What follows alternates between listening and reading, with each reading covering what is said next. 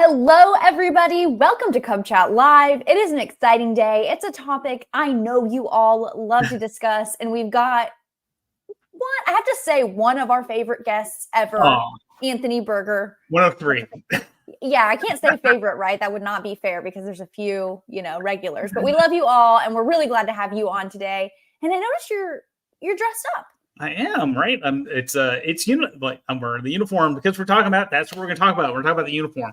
But we're not going to talk about, right? So we're going to kind of set the ground rules, right? We're not going to talk about which version patch I'm wearing, right? And where this goes and those kind of details, right? We're going to be a little bit more cerebral in our conversation. We're going to talk about the philosophy behind the uniform. Yeah, I'm excited to get into that. It's kind of going back to basics, which kind of, I think, maybe sets a good framework for maybe why we're not picking apart each other's uniforms all the time, too. So, let's talk about why the uniform. What is the uniform? How did it come to be? We'll be reading your comments along with today's show. And reminder, if you are watching this right now and you're like, Janie needs to be watching this, you can tag her in the comments. This video will stay up live after today's show, so she'll be able to check it out. But I always hear the uniform is one of the methods for delivering the Cub Scout program. I don't know what that means, Anthony. Right. So, we have the aims, and we embedded the aims into the required adventures, right? So we talk about personal fitness, citizenship, leadership, character, right? Those are our 4 aims. But we also have, those are what we're trying to teach, right? That's what we're trying to, how we go about instilling those aims are their methods. And so the methods of Cub Scouting are living the ideals, right? Which is the Scout Oath and Scout Law, right? That kind of makes sense. And it certainly makes sense for it to be kind of on the top of the list, is that if we aren't living by the values or expecting our kids to be trustworthy, loyal, helpful, friendly, courageous, kind, obedient, cheerful, thrifty, brave, clean, and reverent, then, what's that we're missing the mark, right? So that's a method, is that we're living by the ideals. Being part of a den, a small group. That's the second method of Cub Scouting, right? Small group learning is proven huge benefits. Not only is it easier to manage a smaller group, right? It is a sense of belonging in that den. Gives them a chance to participate, not get lost in the sauce, if you will. If the den gets too big, it's really kind of easy to, if you will, hide. And so it encourages that participation. So belonging to the den, and the den being a smaller group, that's the concept, small group. Advancement, right? And so that's really big, right? We know that, right? And that's really what people focus a lot of their programming on, is advancement. But advancement is not the means, or it's not the end, right? That's not the purpose. The purpose isn't earn the wolf badge rank, right? It's a method to instill the values, right? The aims that we're trying to teach into scouting. Family involvement, absolutely part of the Cub Scout program. And we see that definitely in the Lion and Tigers. But as we like to say, if you were a den leader and you had Lions and Tigers, and you had the adult partners come into meetings, when those Cub Scouts become Wolf Scouts, you don't need to tell parents they don't have to stop coming anymore, right? Don't say that. Just have them, naturally keep on coming and making it fun for the family. Activities, right? The things that we do, right, help instill the values. So this is where the term scouting is a game with a purpose, right? That's kind of the best way to think of what activities mean when we talk about the methods. Standing up and talking about teamwork isn't as effective as having your den do something that builds teamwork, like when you're finishing the Bobcat adventure. And then serving the neighborhood, right? That's part of our citizenship. It's part of our absolute DNA of scouting, is to give back, and serving the neighborhood is something that is conceptually very age appropriate for elementary school kids. And then it's not last. This is in no particular order, is the uniform, right? And that's what we're going to do a little bit more deeper dive today. But again, remember that we're going to talk about this as a method, right? This is a vehicle in which we are trying to instill the aims and values of the organization. And all these things, right, work together. And when you do them all, you're going to maximize the benefits of Cub Scouting. So it's not, none of these are, I'm going to say, a requirement, right? We hear sometimes there's advancement is being done as best as it could be, right? And that's okay, but the ideal and the best way to deliver this is following these methods, and you're going to get the most, and the Cub Scouts are going to get the most out of the program that way.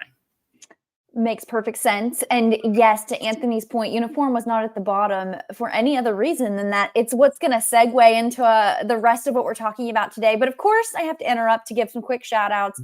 Rusty from Pack 84 is watching. Wendy from Pack 38. Pack 3 is watching in Salem, Ohio. Does Salem, Ohio look as fallish as Salem, Massachusetts? Let us know, Bobby. Douglas got Pack 3310, Troop 7310, Pack 511 is watching, Pack 122. A lot of people watching on YouTube, which is a great reminder. You can watch us on Facebook Live or YouTube. Okay, let's address this, and we'll move into a little bit more about like why the uniform is as a method. But Robert is getting into a little bit about the value of the uniform, how we can make sure that it's a cost-effective method for our families. And I'm sure you have thoughts on that, Anthony, but I would love to challenge our audience because you always have great input on this. How do you access uniforms? How do you make uniforms accessible for the others in your units, or as, kids are advancing ranks? Like, what do you do? Because I know you have lots of gold. Let's share that conversation in the comments. Absolutely. Sure. Yeah. I think when you approach the uniform, and this is why we're going to talk about it as a method first. So once you're committed to the method and you understand that, this is why, it's not just because, there's a reason behind it, right? And if we want to maximize our kids' experience within the Cub Scout program, then we're going to make this work. We're going to find a way to make this work. And so uniform costs, I want you to think of it and associate with as if your child was playing sports, right? You're the coach of the team, is going to have a uniform, and there's going to be expectation that you have to buy certain shoes. You may have some safety gear that you have to buy, equipment. And then there's going to be a particular uniform. Like, you have to wear that. You can't wear the green jersey if your team's color is red, right? So there's those things that are going to be expense. But more importantly, that's for a season, right? So the Scout uniform, although there may be a little sticker shock for some, it's a real investment. And where most Cub Scout families can get the uniform, at least the shirt, to span probably 3 years, maybe more, and that they're not going to wear every day, right? This is not kind of necessarily their camp out uniform, but rather this is when they go to den meetings or for pack meetings. That is a good example of it's going to last a while. Now your pants and your bottoms, depending on when your child hits your growth spurt, you may not get as much mileage out of those, but I like to say is like, hey, you know what? The kids can wear anywhere, right? They can wear them to school, right? The blue shorts, blue pants, whatever. Those are, that's easy. So even if it seems like a initial investment, that one lasts longer too. So again, just think of it as an investment, but also when we start talking about these methods, you'll start understanding the purpose behind it. And if you're bought into that purpose, then again, you'll find ways to make it work. And we would love to hear again from the audience about how do you do that if you've got families that may have financial challenges or are going through a difficult time.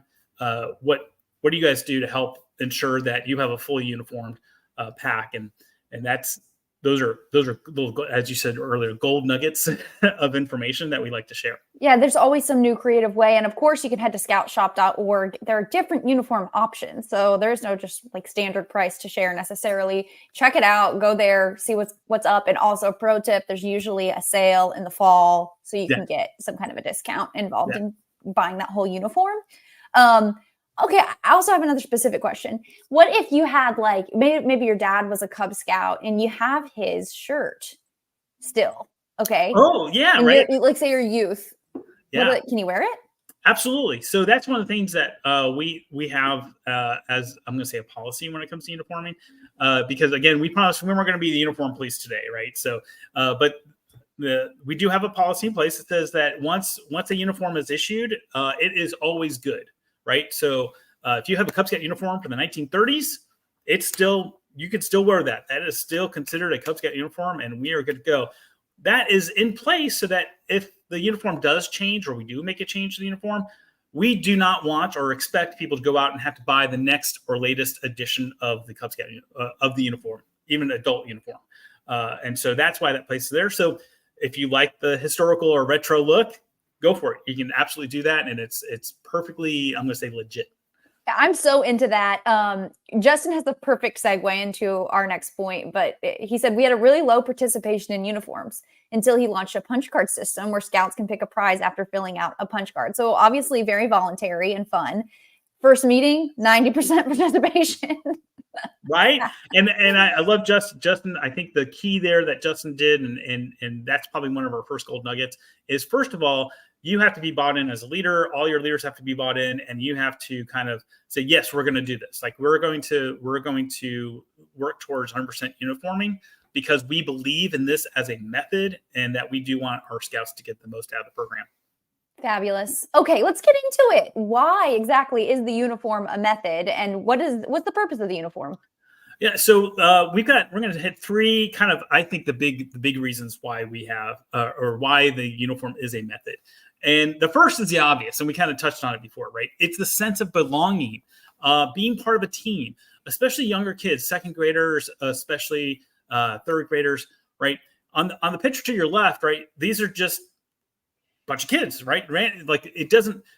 Yeah, they're together, but you can't tell if these are strangers that just came together for a picture on a playground, or maybe it's a classroom. But there's lots of questions there, right? But the question on the right, there's no question there. This is a group of Cub Scouts, right? And so the uniform is very identifiable, but more importantly to the public, but more importantly to the kids themselves, right? Just like when you are on a team, I am now part of this bigger group, right? And I'm cared for. Again, smaller den, smaller group. That's another method, right?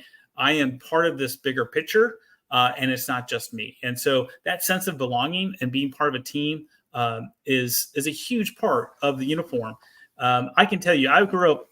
I was the poor kid, right? So my mom, there was a year where she was unemployed, and we were on welfare, but I was always in Scouts.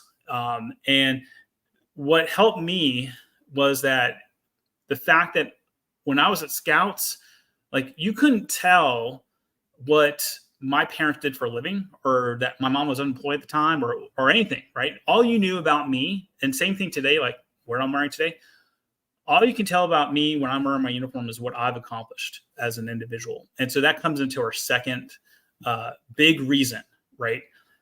It's a level playing ground. And so this is my I'm going to say my soapbox for the uniform for kids who are underprivileged, whose family may not have the financial means. Find a way, right? Find a way to help them out.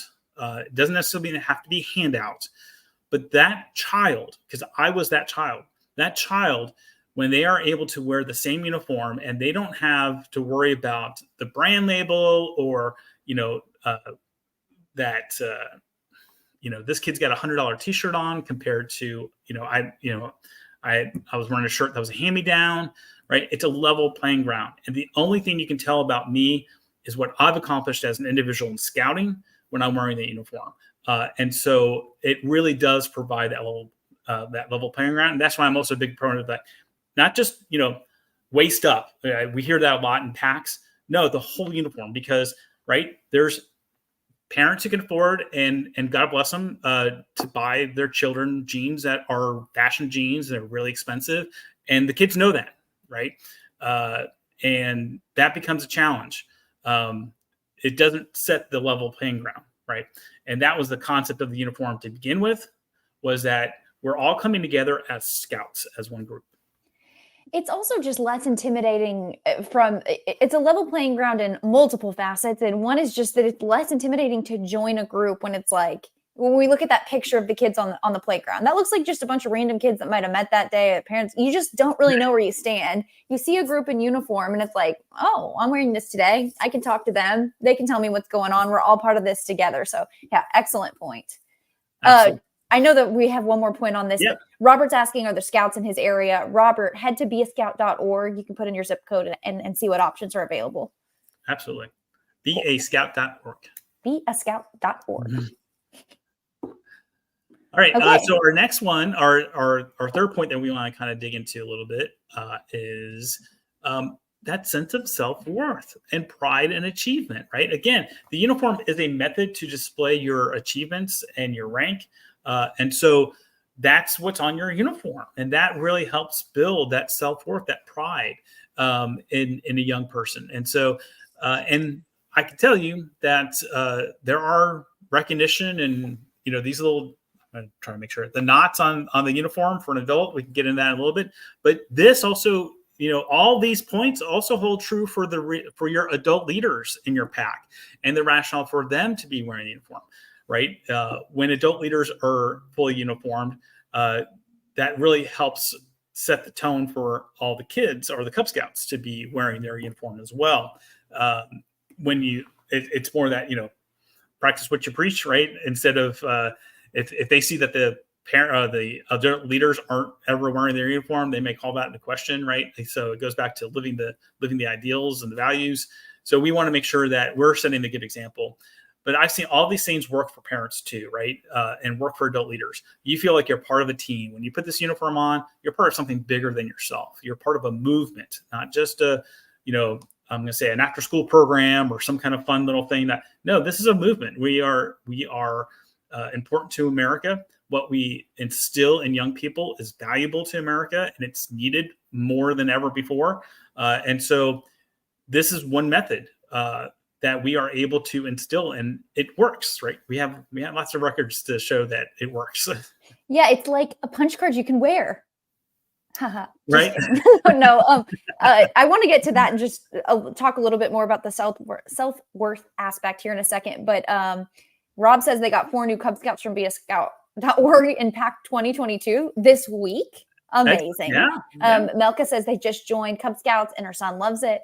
Melka, what's your experience with uniform? Is he wearing it yet? Tell us about your experience. We'd love to hear welcome. it. Welcome. Yes, welcome. Johan from PAC 589, thanks for tuning in. And okay, here's my comment on self-worth.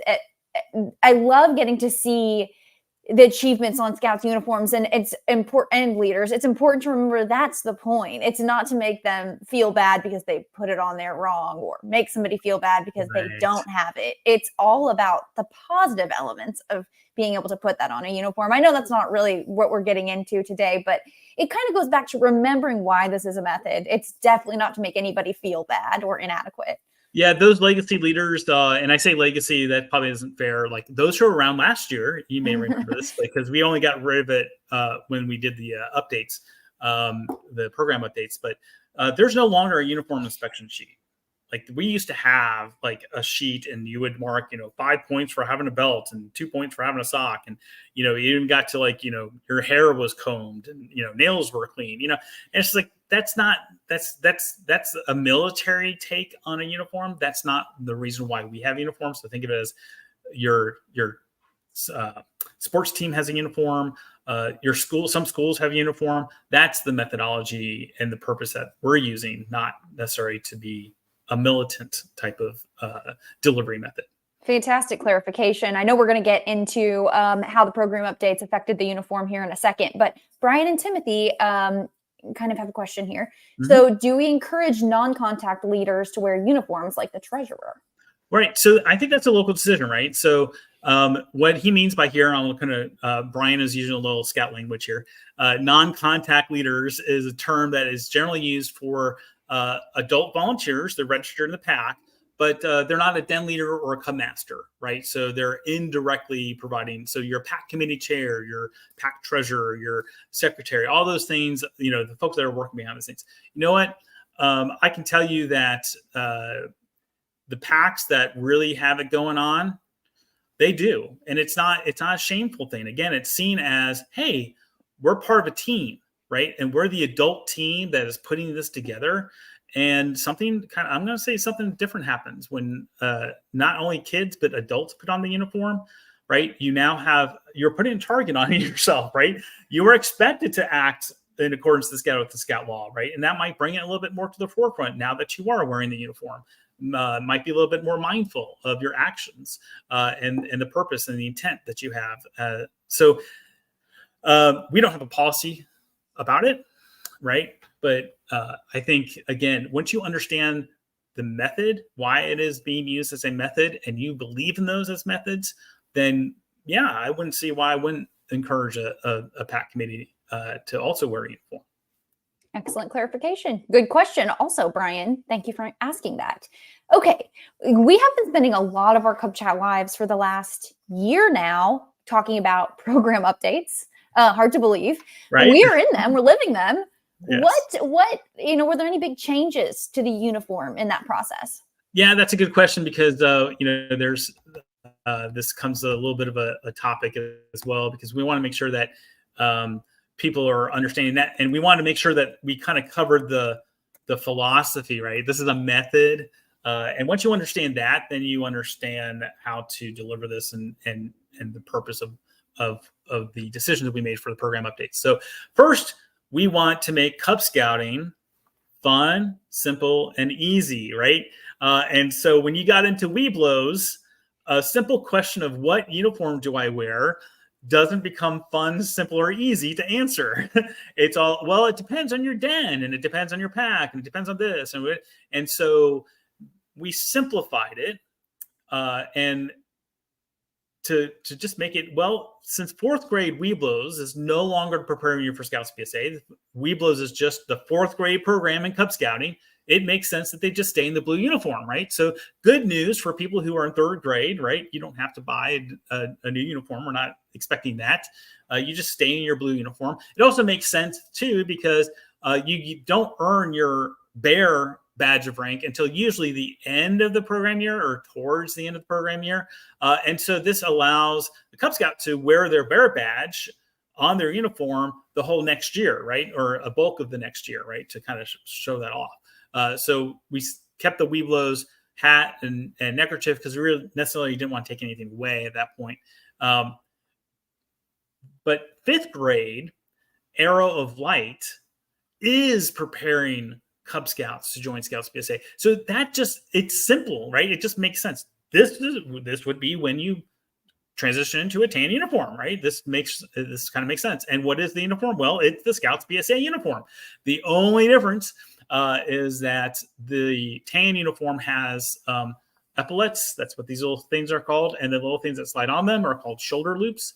And so they wear blue shoulder loops to indicate that they are still in Cub Scouts, where when they cross over into Scouts BSA, those blue shoulder loops turn green. They wear green ones. There is no, again, we want to make it fun, simple, and easy. There is no standard Arrow of Light hat or neckerchief like there are with the other ranks. That's because in Scouts BSA, they don't have that, right? And so it is completely optional. The troop decides if they want to have a hat. The troop decides if they want to have a neckerchief. And so we kind of introduce that into the program, that if they want to have a neckerchief, absolutely they can have a neckerchief. But we don't have a specific Arrow of Light hat or neckerchief. Also because, honestly, I don't want you buying a uniform piece that's only going to last you for a couple months, right? The whole purpose is for in fifth grade, halfway through fifth grade, you're in Scouts BSA. So I don't want you buying a hat and neckerchief for a couple months. So this gets into the question of current members, right? And people who already have a blue uniform. Do I have to buy a tan uniform? When do I buy a tan uniform? All that kind of stuff. So we're going to be a little loosey-goosey on this.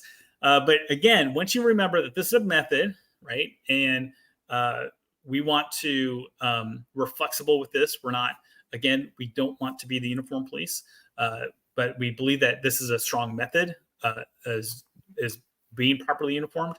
So there's, I think, three kind of general times that you would consider going from blue to tan. One is that after your den has earned their Weeblos badge of rank, that Weeblos badge of rank is oval and it's designed to go on the tan uniform.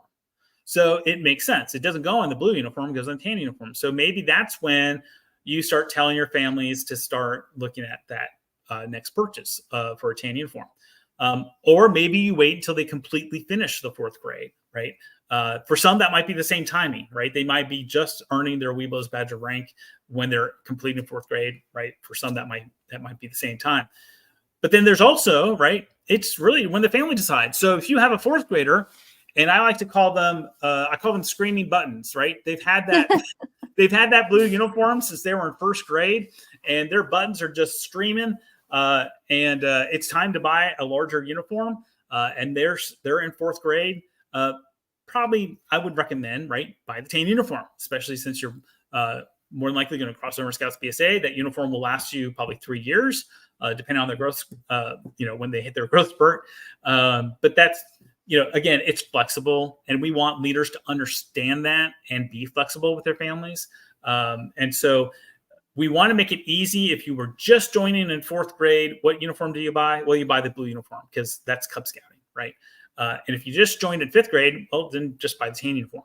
Yeah. And for those who are already in the program, when you do that, that's a family decision, and we've got lots of grace there. You've made it clear, but to make it crystal clear, if you're watching this, the intent there is not to buy like the next Cub Scout uniform. It's not that. It's to get your uniform that's going to take you into Scouts BSA, right? I mean, some kids grow really fast. That may not work for you, but probably for a lot, you're planning ahead, and you're going to get some use out of this uniform. Yeah, you're going to get a lot. And here's the thing, and we'll circle back to the question of the cost and how do we get to that 100% uniforming, right?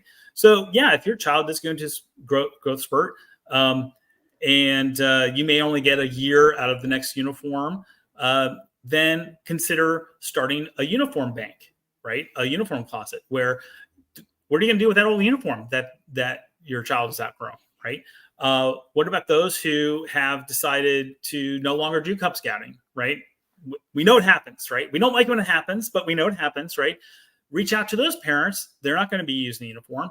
You can easily and very quickly, if you have, let's say, 20 kids, 30 kids in your pack, you can easily, in 1 year, have a uniform bank of probably 10 uniforms. And so you just build from there every year. And next thing you know, you've got just about everything you need for anyone who may not be able to buy a uniform right away. Yeah, Rusty says we have a uniform closet for ones who have trouble getting a uniform. I like that. And also, maybe you're finding at first it's hard to build that closet. You can incentivize, people turning in their uniforms if there's some fun way to do that. Pizza party, I don't know. Pizza party. No, I think you're right. I think there's a balance of, and it all comes down to knowing your families, right? Knowing what the real situation is, knowing, is it a financial constraint, or is it the parents just aren't sold on the program yet, so they're not willing to make that investment? They're able to, they're not willing to, right? And so is that whole willing and able, quadrants of where are they in that decision tree? Right. It's kind of like school supplies or something. You need it. It's part of the program. And so you have to get it. Now, of course, there are families that are going to struggle to be able to afford it, and you can find accommodations for them in different ways to reach them. But, the majority, most, at least a lot, can get their supplies. DJ Foster has a good term. Yes. Oh, what? Am I missing? DJ calls them, they call them experienced uniforms, not used uniforms. So that's very thoughtful, right? So you do want to be thoughtful about that. There's no, there's no shame in this, that there's no, it doesn't become a negative, that it really is done in a very positive way, in a very respectful way. Also, nobody really has to know. I would venture to say it doesn't need to be a public thing where it's like, you need to raise your hand if you need to visit uniform, the uniform. Because everyone's going to raise their hand, right? Right. So true. Some great comments I would love to read if we just have a second. Absolutely. Yeah. Okay, awesome. Jason says, if I have new fourth grade Weeblos, I recommend them to get tan because otherwise it will be a 1 year uniform. And on that note, Dave's asking if they're in fourth grade and they get the tan, should they wear the red numbers? He's getting detailed, of course. Right. Yeah. Again, this is, to me, that just goes to common sense, and we're not, we don't want to dive that deeply into it. There is such a thing as a uniform insignia guide. Yes, we have such a thing in BSA, because we have a lot of, I'm going to say, post-war mentality in a lot of our literature. And so the concept of, we have to have this book that has, every single page lists exactly where everything goes. That's great. I think it's okay as a guide. But when we're talking about Cub Scouts, let's be honest. Chances are the Cub Scouts are not putting their own badges on their uniform yet. And so you're making a comment to a Cub Scouts uniform. You're not really making a comment to them. You're really making a comment to the adult or the parent or whoever actually did it on their uniform, which kind of brings me, it's a little later, but I learned how to sew after my first year summer camp because my mom sewed on my first merit badge on my merit badge sash. And then she came over and said, let me show you how to do this. Because she didn't want to do it anymore. Yeah, we've got to get that sewing merit badge at some point. Yeah. Too. And I still do. I still sew all my patches on. So yeah. Very cool. Makes a lot of sense. And some of your Cub Scouts probably could do a little sewing themselves. I've seen that as well. Lots of good comments. Keep these ideas for how you all make uniforms accessible happening in the comments, or how you encourage enthusiasm for wearing uniforms amongst your pack. A couple thoughts that I have is just that I used to be like, oh, Scouts don't want to wear uniforms. And I would swiftly get corrected. And now I've lived it and seen it. Cub Scouts seem to like and love wearing uniforms. So it's not a hard sell for a lot of them. Hard sell. So very cool. Yeah, it's hard sometimes as adults for us not to project our own feelings and thoughts onto the kids, right? But the reality is that, yes, we do survey this. We do test it. Kids at this age still love the uniform. Now the adult uniform and the tan uniform, we've been in this style for a long time. And you and I, before we got on the air, we're talking about, maybe it's time for a refresh a little bit more than just, maybe changing the buttons or something. But, that's one thing. But making sure you're not projecting your personal thoughts of a uniform or anything like that onto the kids. Because again, it's an effective method. And I guess as we wrap up, I'd love to be able to hit those 3 points again for those who just may be joining. Right. So the uniform is a method to scouting. 3 big reasons why it's a method is, one, it creates a sense of belonging, right? It's that team.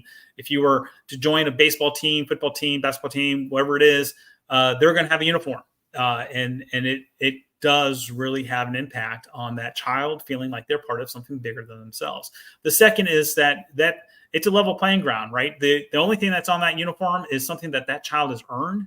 And so what you can tell about me and my uniform is not what my parents do for a living, what kind of house I live in, but all you know is that I am a Cub Scout and I have earned my wolf badge rank. And here are the adventure loops I've earned as a scout.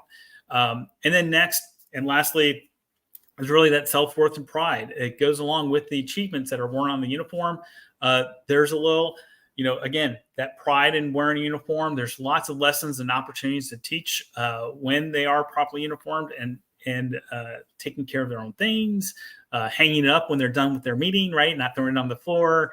There's lots of things that are an opportunity there for not only parents, but also for leaders, but that self-worth and pride and achievement. So those are 3 big reasons. So if you believe in those things, if you think those things are important as part of how we deliver the values of scouting, how we accomplish our aims, those 4 aims of character, leadership, citizenship, and personal fitness, then have a discussion with your pack committee, have a discussion with their parents. If you're not already a fully uniformed pack, or you're kind of, we just felt like, scouting has a uniform for the sake of having a uniform. Well, hopefully now that that's not the case, there's a reason behind it that you guys will have a conversation about, okay, what are we going to do about this? And how can we make sure we're providing the best possible outcome of our scouting program?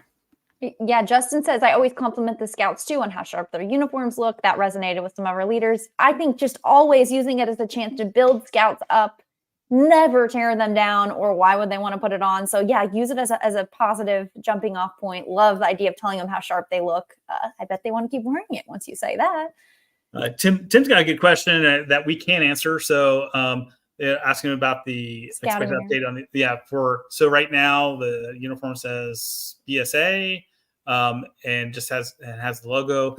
I think down the road, as we do the next run of uniforms, I think you're probably going to see just the Fleur-de-Lis without the BSA, or in this case, it would be SA, and that's, I don't know, we're not crazy about that one.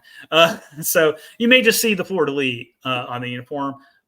instead of Scouting America spelled out. But that's not my wheelhouse. But I can tell you that it is something that is on the list of and the reason why we did, it's a rolling change of the name change or of Scouting America, because there's lots of places that Boy Scouts America is on. It's still on our national office. It's still, there's lots of camps that have that. It's going to take a while to cycle through that. Yeah. And as of now, that's still totally okay, if it still says Boy Scouts of America somewhere. And as a reminder to what Anthony said before, once that happens in uniforms, if they start to look a little different in terms of branding, that doesn't mean your uniform that says BSA, you got to throw it out and burn it. Right. No. Right. Yeah. Right. Like even this one, this is not the most current uniform with this, with the flap of the buttons. I bought this last year when it came out. Then they refreshed it. They have a new one. I'm not running out buying a new uniform until this one kind of gets a little bit more warm. But then it's going to be, a cool throwback, and people are going to really want to wear it. So just hang on to it forever, or share it, of course. As we're talking about that, that is a I'm going to say it's somewhere between a hobby and a habit. If I go to an antique mall or shop and I see an old Cub Scout uniform or handbook, I buy it. I'm going to be a sucker for that purchase. I'm going to buy it. I'm going to have it. So. It's funny. I've never even been a Cub Scout leader yet, and I do the same thing. And I have a soft spot, particularly for the Cub Scout memorabilia. I love it. I love collecting the retro uniforms. You've looped me into another one that I'm now going to be looking for. So pretty cool. Anthony, is there anything else we need to add today before we let the good folks go? No, that's it. We covered the basics. We covered, and so hopefully now we've educated you on that. This is a method of the program, one of several methods. Just like advancement, just like creating dens, we hope that you value the uniform and use that as a method of delivering the Cub Scout program to have a maximum impact on the kids in your pack. Well, thank you for your time. Thank you for a really fun episode. Everyone, thanks for all your comments. Keep them rolling in. This video will be up after we're live today. You can share it with anyone. And of course, there is the podcast version of the show. If you want to subscribe there, you can view past episodes of Cub Chat Live at scoutingmagazine.org/CubChatLive. Thanks everybody for tuning in, and we'll be back next Friday. Bye. Thanks for tuning in today. Be sure to catch next week's episode. Same time, same place. And let us know how we're doing at go.scoutingmagazine.org/rateCubChat. We love feedback and ideas for new episodes. And you can visit blog.scoutingmagazine.org/CubChatLive for all our past video episodes. You can see us live. Except it's recorded, but it was live. Okay, see you next week.